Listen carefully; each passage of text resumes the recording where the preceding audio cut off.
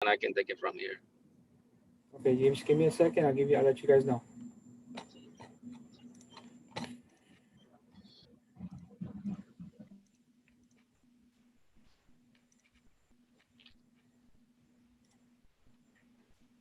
Showing to be live on Vimeo. Just give it a second there. And I can take it from here. Yeah, just there. Okay, James, give me a second. I'll let you guys know.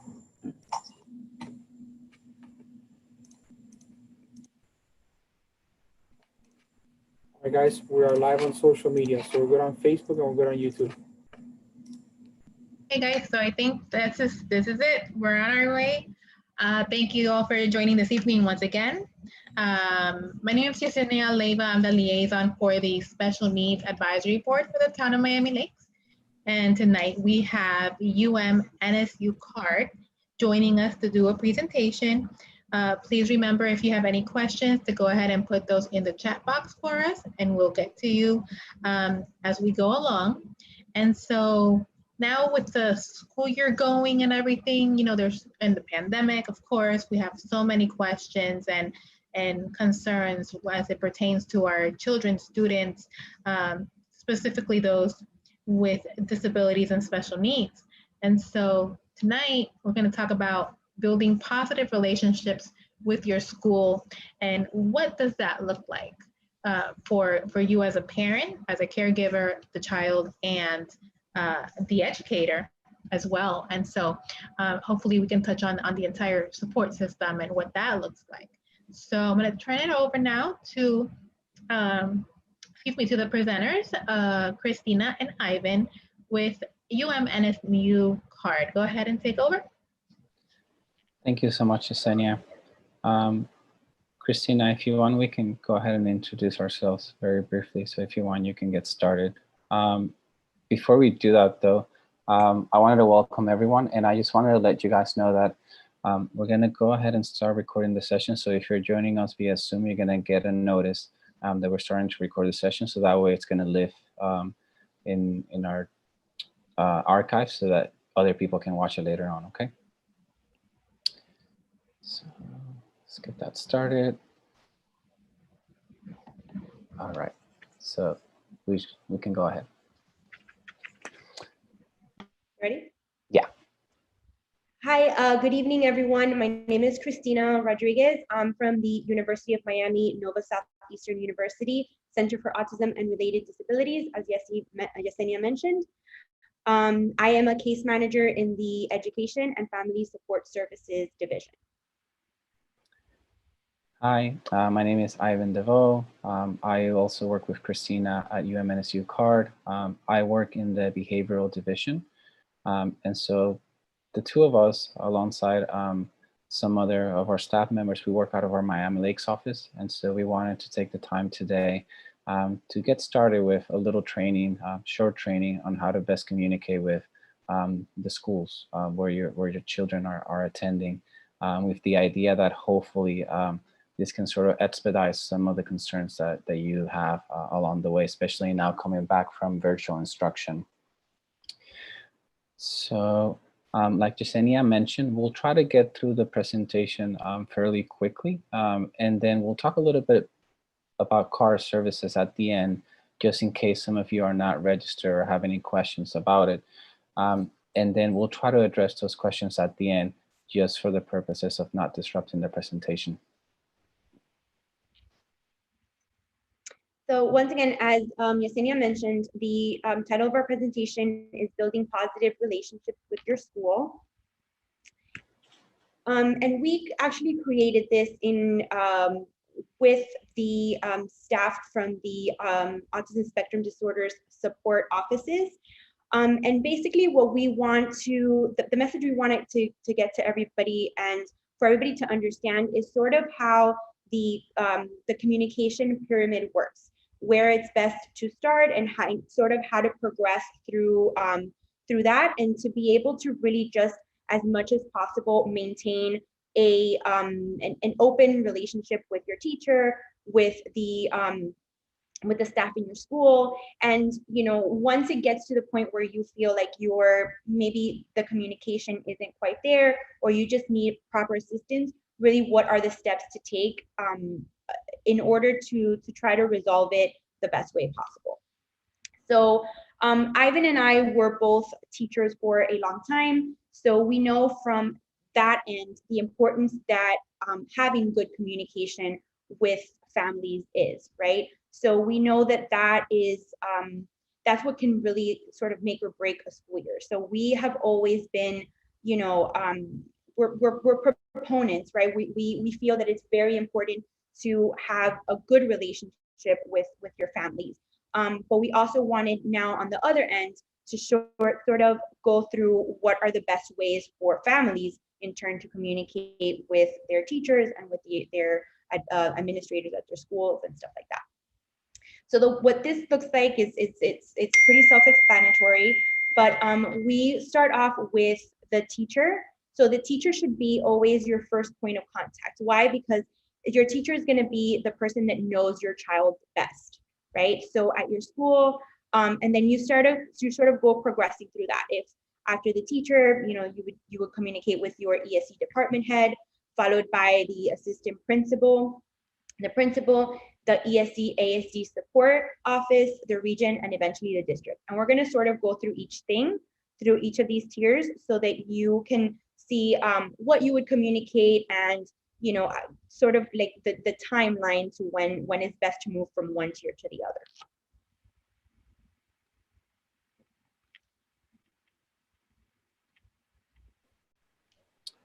So like Christina mentioned, the first point of contact is going to be the teacher. And the reason why it's because essentially the teacher is going to be the person that's going to get to know your child the best. And so you want to start and establish a communication system with that person that's going to be effective. Now, in order to do that, a couple different things need to take place. And so for instance, you're going to have to determine with the teacher, and each teacher might be different. So, you know, each academic year, or if your child has different teachers that he's exposed to, you might have to, you know, address with them what's the best way of communicating with them. So what's going to be the best time? What might be the best hour? So do they prefer to be contacted via email? Do they have maybe some sort of other system that the school system has by which they want to be communicated with? Whatever works best for the both of you, but make sure that you address that from the beginning, and that you come to an agreement, hopefully in writing, so that you guys can go forward with a good communication system. Now, in terms of what you're going to communicate to the teacher, there's a couple different things that you can communicate. One of them is going to be curriculum questions.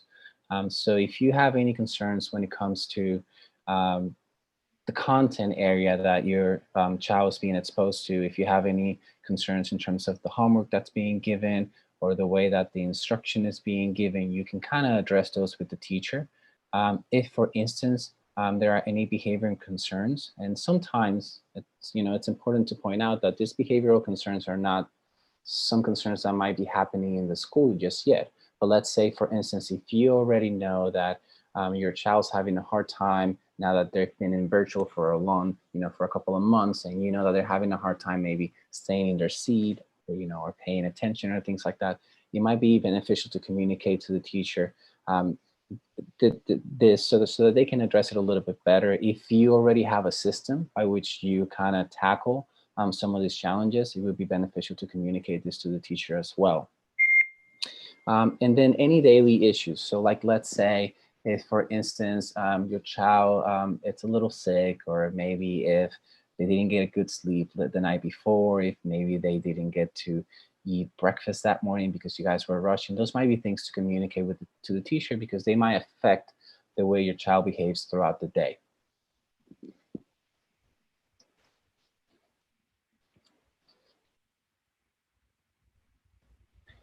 And so the next person is going to be the ESC department head.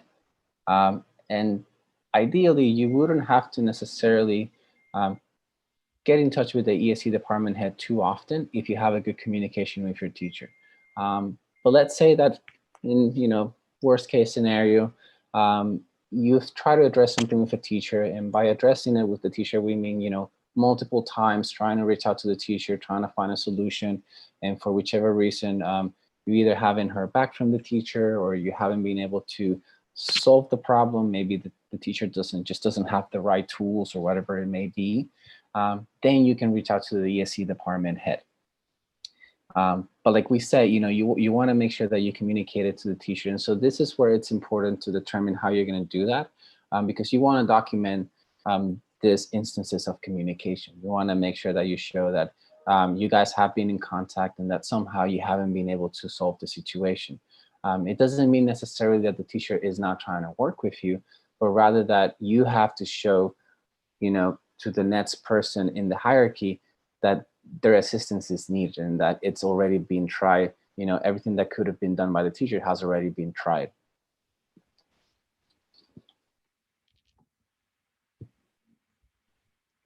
Right. So as Ivan said, you let's say that you've already communicated with your teacher, you've tried to contact the ESC department head, and in some schools, the ESC person and the assistant principal may be the same person, and in some schools, it could be different.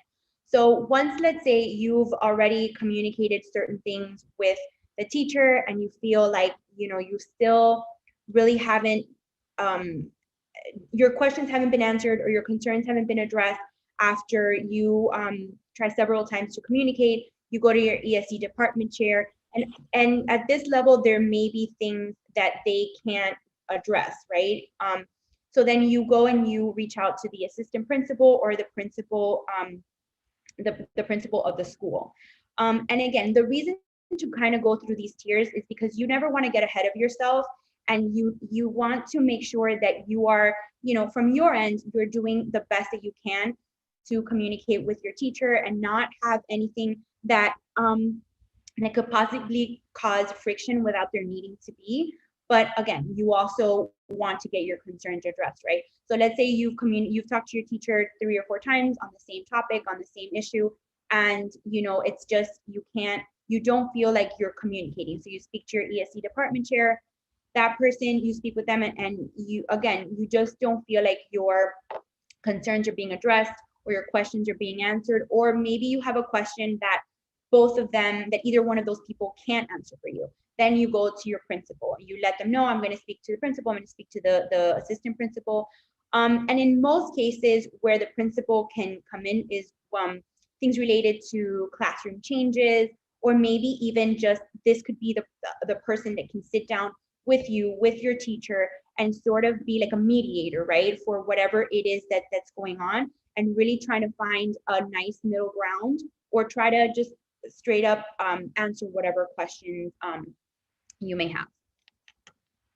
Yeah, so I think it's important to point out, like Christy was saying, that it is very, very, very crucial to go through the tiers. And so, for instance, if we're talking about classroom placement and a parent is trying to advocate that perhaps the child should be in a different kind of placement, one of the things that's going to have to happen is that you're going to have to sort of have been in communication with the teacher, because one of the things that the principal or the assistant principal will do is they're going to have a conversation with the teacher to kind of gauge what their perception is of whether the student should be in a different classroom or not. And you don't want the teacher to be caught off guard when that conversation comes, because then it's going to look like, it's just an idea of yours rather than a team idea. And so we always want to make it seem like, we're all working together towards one goal.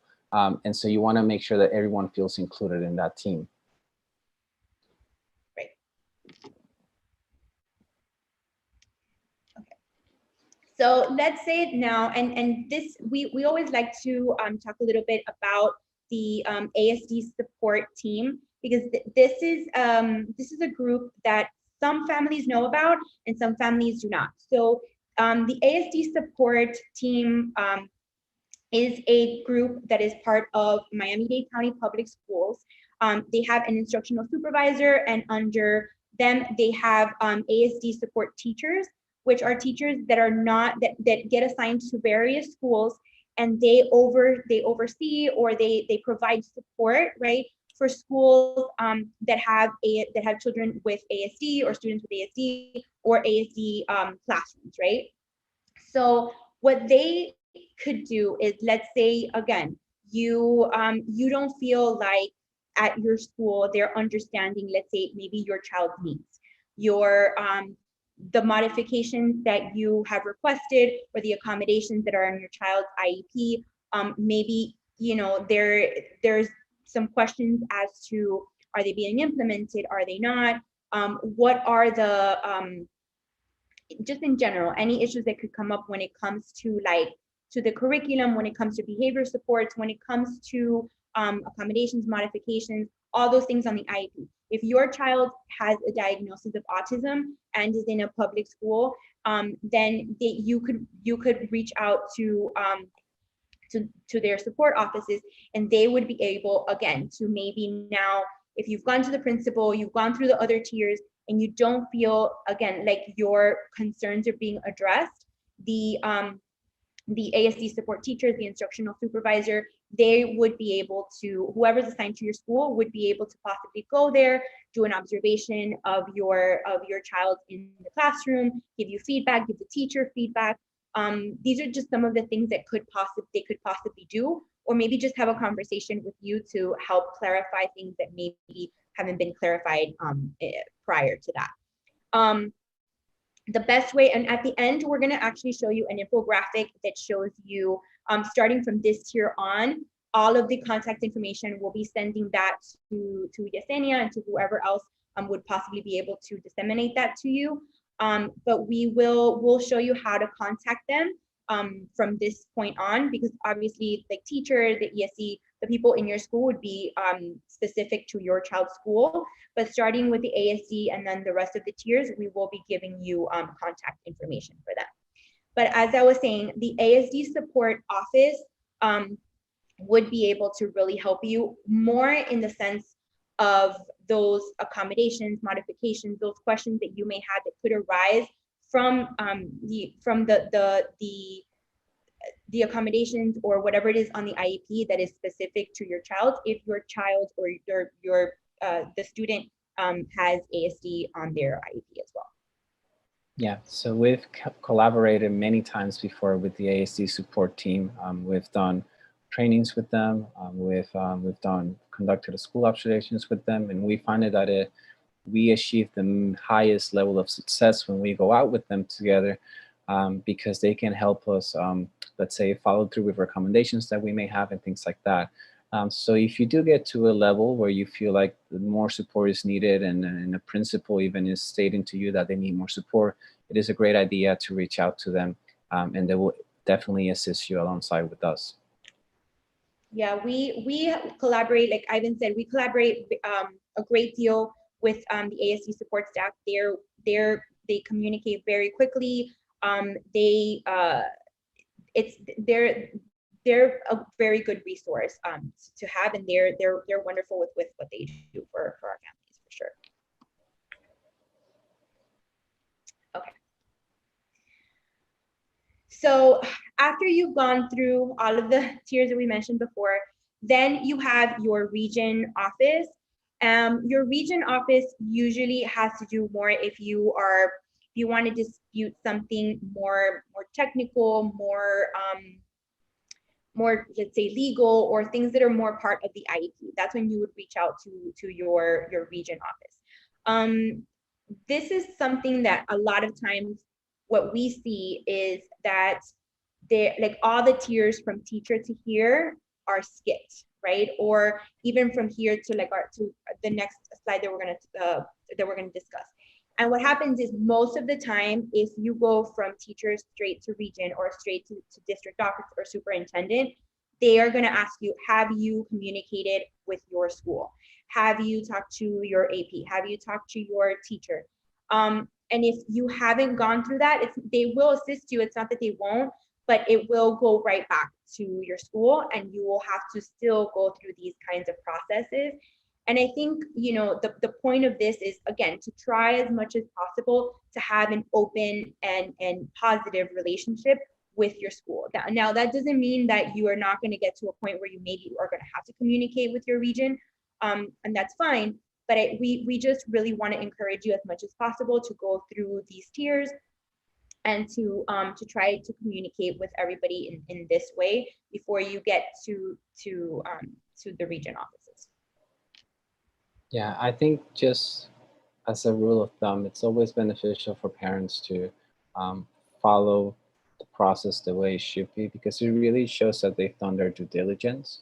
And it kind of, it presents itself in a different way for those working in the school system, and I think that we have to give some credit to the people that work in the system, because they definitely are, they have a ton of work and they have a ton of families that they have to deal with. And so by going through this process and documenting every communication that you have, you make it a lot easier for them to assist you. And that's basically what we're trying to get across today, is that we want to save you time. And so like Christy said, we don't want you to, you know, try to, let's say, reach out to us and try to find out the contact in the region and go through all of this, so that then at the end they send you back to talk it out with your school anyways. So we invite you to take a good look at that hierarchy that we showed in the first slide. And if you have any questions, we want you to then let us know at the end, or to just reach out to us after the presentation. Okay. So the last, well, what should be the last, and like I mentioned before, what usually is we go from teacher to district is the district or the superintendent's office. So this should really be your last case scenario. And why do we mention that? Because again, if you look at the tier, right, it starts from the people that know your child the best, or that are with your child the most, let's say, to all the way to the top, to where, obviously as it keeps going, they're more and more disconnected from your actual child, or the situation that you're in, right? So again, if you go straight to the district with something that you have, with an issue that you have, they're going to ask you, did you discuss your concerns with your teacher? Did you speak to your department chair? Did you communicate overall with your school? Do you know who your ASD support staff is? Have you discussed it with your region? So you're gonna encounter all of these questions as well. And then, again, it's not that we're discouraging you from reaching out to the superintendent or to the district or anything like that. Like, you obviously, as a parent or as a caregiver, you have the right to address it. But what we want is to, again, save you time, and for you to try and communicate with your child's teacher, with the people in their school, because they're going to be the ones who, if you can communicate clearly with them, the problem will be solved possibly much quicker. And your child, whatever concerns you have, you'll be able to just get them addressed better, right? Just quicker. So again, before you get to the point where you're addressing the district or anybody in the superintendent's office or anything like that, we just recommend that you sort of ask yourself these questions. Okay, so this has to do more with when you're going to communicate with your teacher. So Ivan mentioned before, the beginning of the school year, when you're first getting to know your teacher, and I remember those first few days of school, they're very they can be very overwhelming. They can be a lot for teachers, for students, for parents, for everybody. It can be a lot. But what we recommend is that you find a way with your teacher to find what is the best way for you both to communicate. So not just what works for the teacher, or not just what works for you, but what works best for the both of you, right? Discuss the expectations with your child's teacher so you're both on the same page. So if you want your child to learn certain things, if you want them to develop in certain ways, if, let's say, it's over the summer or now over this pandemic that they've been home and they're transitioning back to school, and you have seen that there have been things that behaviorally have changed, or things that academically have changed, let your child's teacher know. Give them that opportunity so that they start on the right foot with your child. Again, ask your child's teacher about policy on returning their phone calls, and follow the chain of communication. It's also important for you to have realistic expectations. So unrealistic expectations is expecting your child to contact you on a daily basis, right? Either on a daily basis or during the day. Like it's impossible. The teachers are trying to follow a schedule. They're trying to give all of their attention to your children to make sure that they're learning, that they're engaged, that they're moving forward. That's what we want at the end of the day, right? So expecting your child teacher to maybe communicate with you every single day may be a little bit difficult, unless you have something already in place, maybe like a communication log or something like that that's quick for your teacher to fill out. However it is that you communicate, however it is that you create that communication system, again, that works for both for you and for your child's teacher. Again, teachers are human beings. Teachers have work, they have home lives, they have different things. So don't expect your child's teacher to respond during weekends or during non-office hours. So that's a great question for your teacher. What are your office hours? During the week, how often can I email, how early can I email you, or how late can I email you? Just ask what exactly are their office hours and try to be respectful of those times as well. And never, never, never make assumptions about a situation or the school's intent. So and I think we come through this, I've seen it. I was a teacher in a classroom for students that had limited communication skills. So sometimes I tried as much on my end as a teacher to be very open. Anything that happened, I was the first one to let my parents know, just in case. But if you see something, or even if you just are not 1,000% convinced of something, like just have an open conversation with your teacher. Don't stay with that inside. Like make sure that you ask what it is. Get clarification, because when you start to make assumptions, you can, maybe something that is really small can turn into something much bigger. So it's always best. I always encourage parents to communicate with their teachers, to ask the questions. Again, obviously, during their work hours and stuff like that.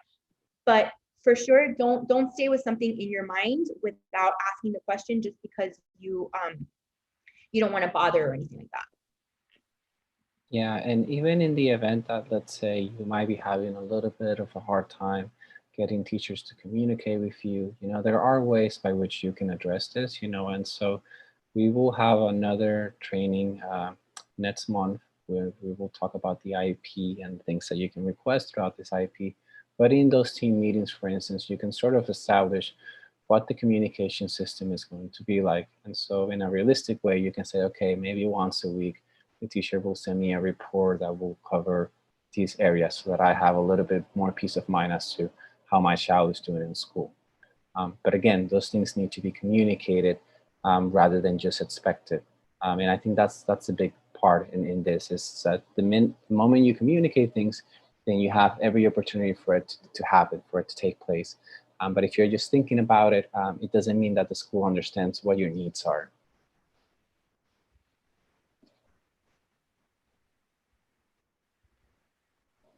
Okay, so this is an email address that we were given by Dade Schools. And I'm going to go through an infographic that I have with the contacts for everyone. But esc@dadeschools.net is actually an email that was created during the pandemic for families that wanted to communicate, that had questions.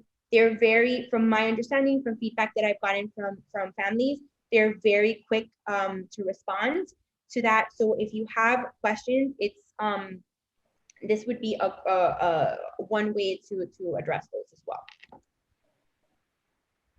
Yeah, and just in general, as a rule of thumb, and I think that maybe we touched upon this before, but just to reiterate, we always recommend families to communicate in writing, just to keep that record of those communication logs, because even if you have a great memory, let's say, and even if you have a great communication with your school, there might be key items in your child's history that you might need at a certain time that you might not remember. So it's going to be to your benefit to actually keep a log of this communication so that you can understand the things that have been requested already, which things are you're waiting on, and which things you desire to maybe, work towards in the future.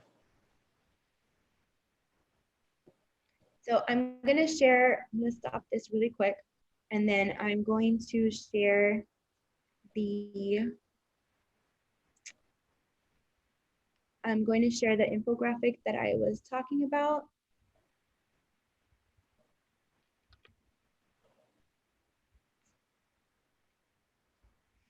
So again, this goes through each of the tiers that we talked about. So the school, within your school, first your teacher, then your ESD department chair, then your assistant principal, and then your principal. The ASD support office with the phone number and email where you can contact. And then the region offices, so the schools are divided into the North region, the Central region office, and the South region. And you have all that contact information there. And then finally, the district offices, which is also the office of the superintendent. And then down here, I put, just so that everybody remembers, when you're going through from step one, from the teacher all the way through, you can always communicate, you can always contact UMNSU card. And Ivan will share a couple of slides on that as well, on what we do as well.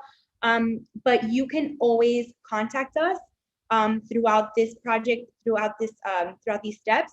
And your case manager will be able to sort of guide you and give you some tips and some pointers and stuff like that.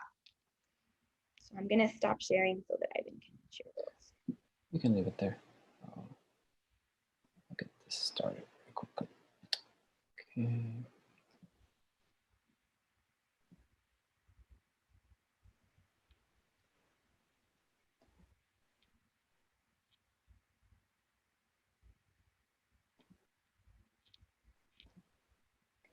Here we go. So what is UMNSU CAR? So we stand for the Center for Autism and Related Disabilities.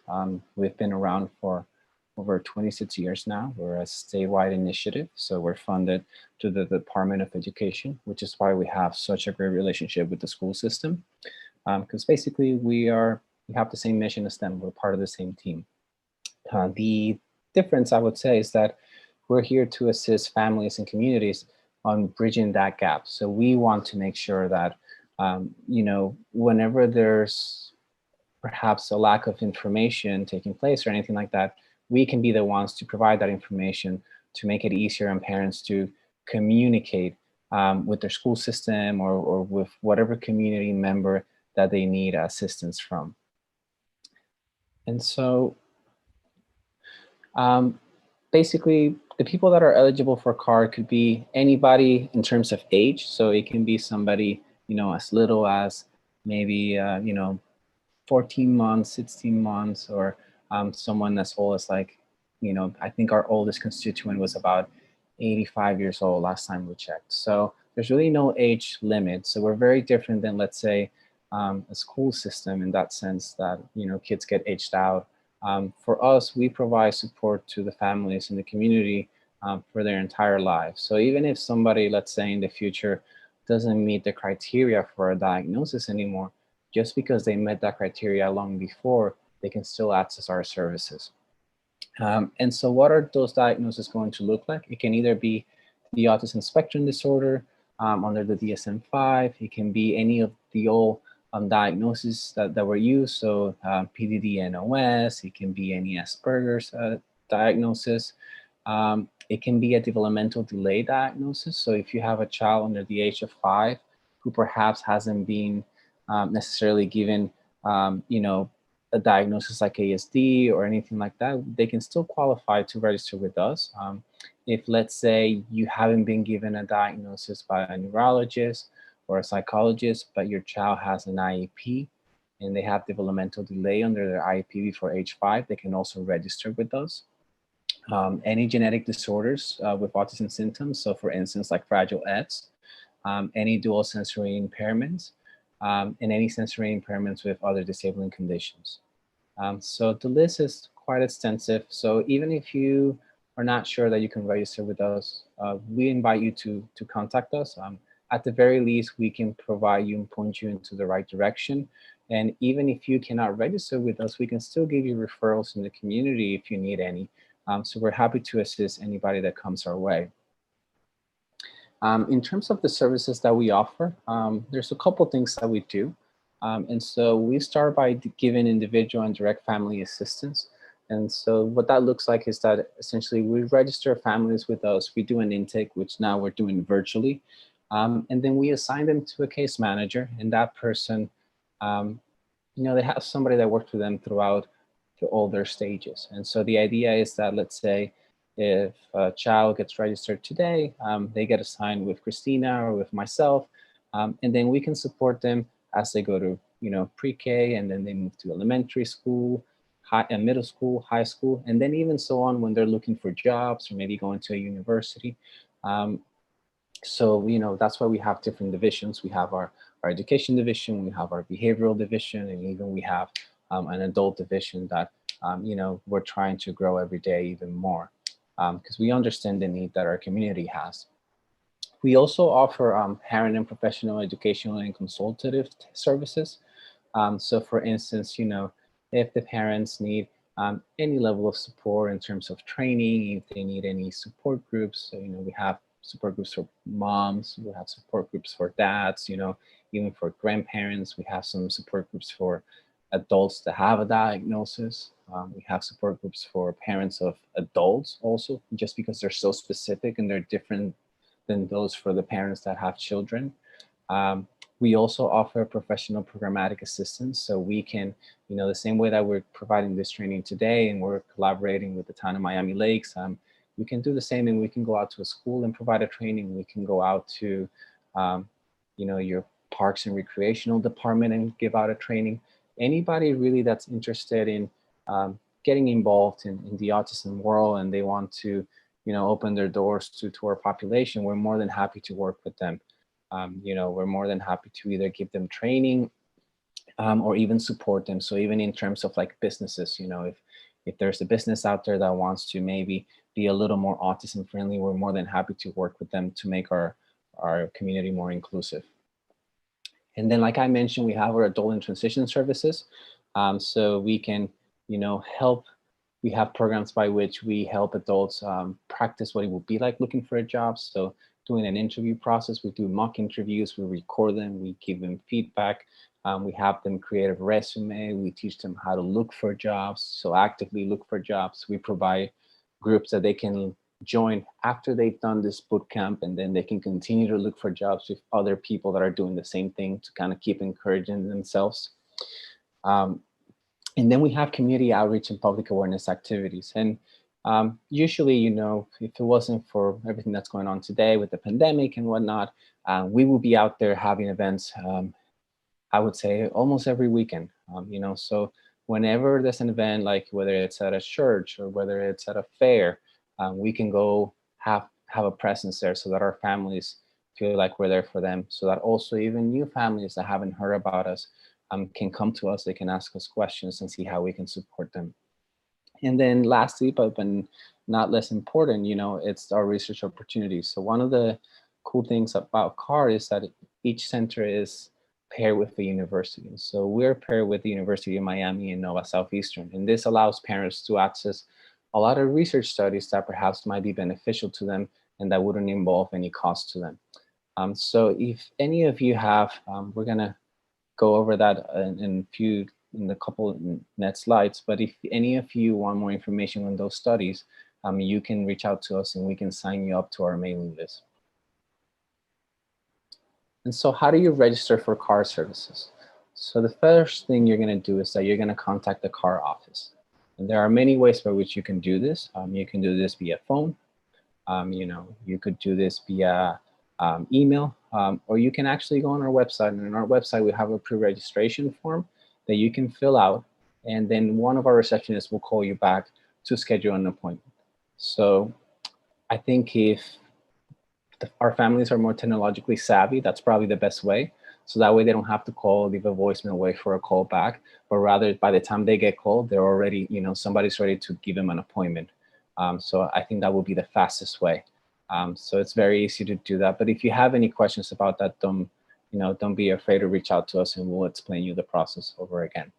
And then once you get reached out by somebody from our office, they will schedule that appointment, which typically the way it's going to look is that it's going to be assigned to a case manager that is close to your area, so that in the future, once things keep going back to normal, if you ever need to go visit your case manager, if you ever need to access a support group or anything like that, you can go to the office that's closest to you.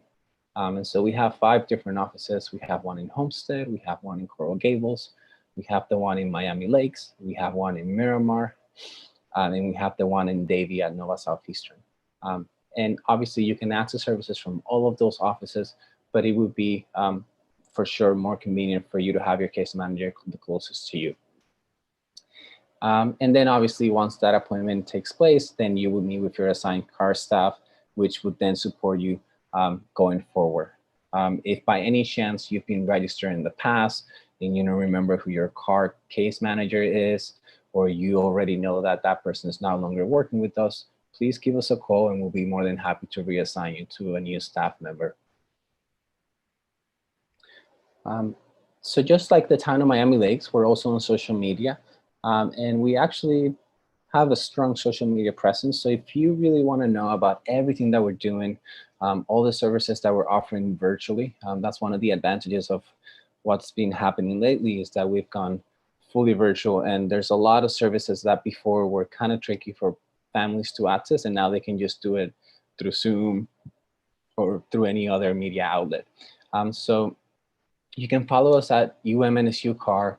We have a Facebook group, we have an Instagram account, Twitter account, and even a YouTube page.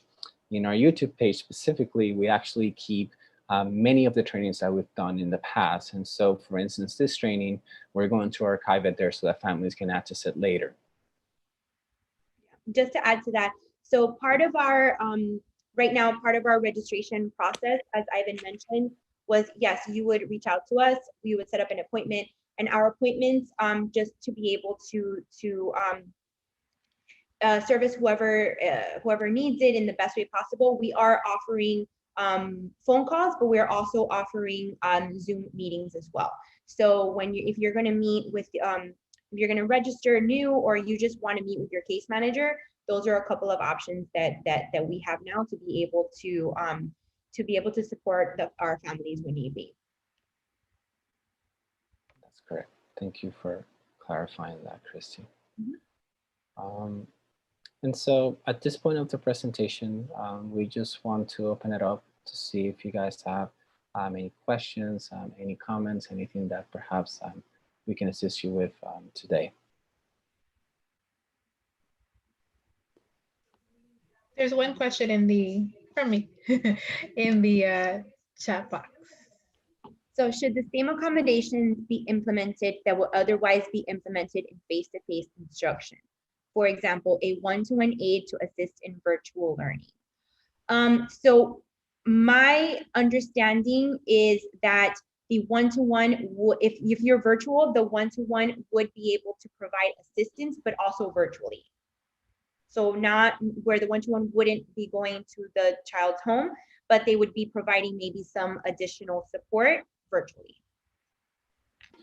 Yeah, so I think one of the things that's important to point out, right, Chrissy, is that technically, even though somebody may be awarded a one-to-one after an evaluation, the one-to-one belongs to the classroom. I'm correct about that, right, Christy? So in general, yes, yeah, but for the purposes, I mean, again, this is my understanding. I'm not an MDCPS staff member, so this is what I have, what my families that have one-to-ones, this is what it looks like. If the teacher is doing a group session, the one-to-one virtually attends, and then the one-to-one paraprofessional would have times of the day where he or she gives instruction or aids in instruction, however it is that the teacher, however many hours or whatever the teachers decide, but the one-to-one would provide the additional support, but virtually.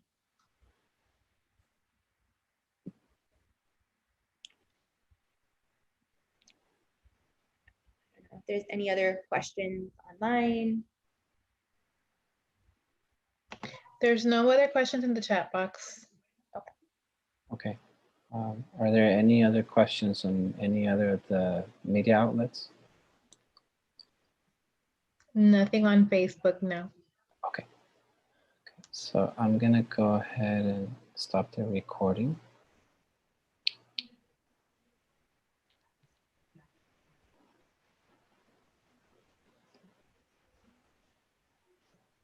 Okay.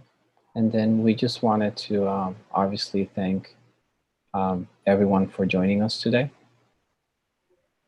We're very, very happy to work together with, with the town of Miami Lakes. And we did wanted to ask everyone to take the time to fill out a training evaluation form for us. This is something that we submit to the state of Florida so that, they know how we're doing. We also, our senior staff also looks at it so that they know what changes we need to make, if we need to, make any at all. So you can either click on the link that's listed here, or you can just use your phone and scan the QR codes, and it will take you straight to the evaluation link. And then you just, from the Dropbox, you will choose the communicating with school training in order to fill it out. It should only take you about a minute, so we're not asking much from you. So I'll keep this slide up for as long as we need to. And then again, we just want to thank the town of Miami Lakes for inviting us. And we also want to invite everyone to join us next month. We still haven't finalized the date, but we will be providing a training on IEP, which many of you will probably find very beneficial. So keep an eye out for that. We'll send out a flyer as soon as we have a date set.